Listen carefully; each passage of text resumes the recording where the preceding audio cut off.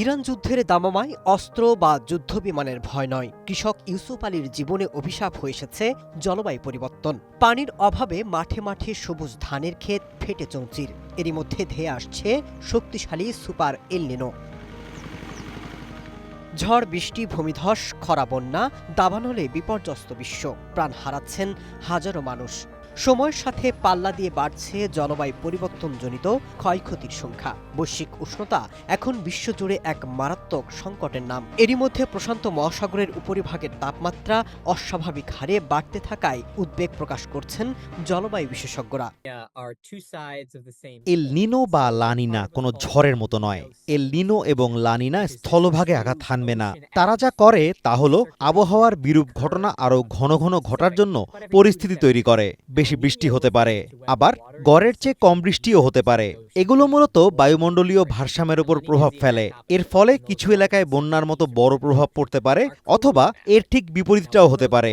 তখন খরা দেখা দেয়। চলতি বছরের মে থেকে জুলাইয়ের মধ্যে শক্তিশালী এল নিনো সক্রিয় হওয়ার প্রবল আশঙ্কা দেখা দিয়েছে। এল নিনো মূলত প্রশান্ত মহাসাগরীয় উষ্ণ জলপ্রবাহের একটি পর্যায়, যা বিশ্বজুড়ে আবহাওয়ার উপর বড় ধরনের প্রভাব ফেলে।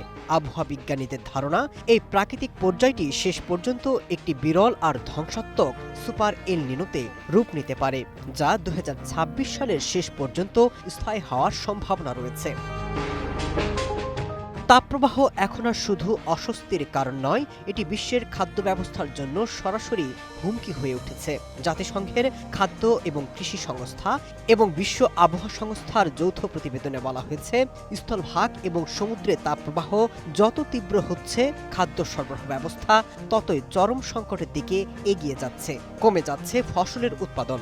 এভাবে চলতে থাকলে বিশ্বজুড়ে 100 কোটির বেশি মানুষ জীবিকার মারাত্মক ঝুঁকিতে পড়বে বলে সতর্ক করছে জাতিসংঘ।